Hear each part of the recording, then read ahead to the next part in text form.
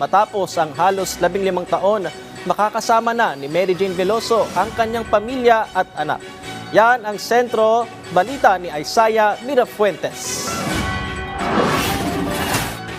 Ngayong Pasko, hindi na lang sa larawan masisilayan ang maamong mukha ni Mary Jane Veloso dahil makalipas ang halos 15 taon, makakasama na sa wakas ng pamilya Veloso ang mahal na anak.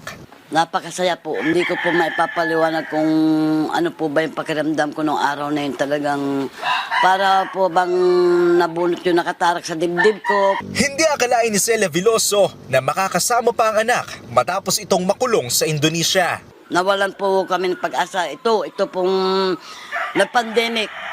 Dahil wala na po nangyaring hearing, wala man lang po ako nabalitaan sa mga attorney namin. Taong 2010 na makipagsapalaran si Mary Jane sa Indonesia at pagdating niya sa paliparan sa Indonesia, nakitaan siya ng kilong droga. Ang kanyang bunsong anak na si Darren ay 1 taong gulang pa lamang noon. Masayang masaya po.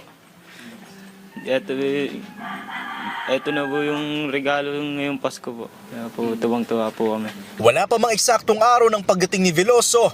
Umaasa na ang kanyang anak na bubuo sila ng magandang alaala. Yayakapin ko po ng maigpit. Nahalikan ko po. Ipapasyal ko po sa mga magagandang pasyalan. Hindi ko po sasayangin yung oras na nawala siya. Makalipas ang 2 administrasyon sa panahon ni Pangulong Bongbong Marcos Jr., matutuldukan na ang isang masalimuot na kwento ni Mary Jane. Dahil sa pagpupursige ng pamahalaan, malilipat na si Mary Jane sa kustodiya ng Pilipinas. Ito ang masigasig na pinagsikapan ng ating pamahalaan. Ang assurance ay ganap na tulong. Hindi lang tulong, kundi ganap na tulong sa pamilya. Kasi ang mahalaga dito yung una, yung kinabukasan ng 2 anak. Tumili ng tumili, sigaw daw ng sigaw si Mary Jane sa tuwa. Naglulundag sa tuwa. Sa pagbisita ni DMW Secretary Hans Leo Kakdak, bitbit niya ang pangakong scholarship para sa 2 anak ni Veloso.